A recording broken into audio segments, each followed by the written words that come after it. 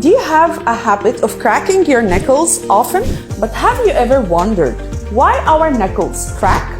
Most people think that it's actual bones that are cracking when you do this. But that's not true. You see, in our joints, there is a lubricant called synovial fluid that contains gases. And when you stretch or bend your fingers, you pull the joint apart, creating a negative pressure. This pressure rapidly creates little bubbles of gas, which eventually pop or dissolve. And this process is what produces the signature cracking sound.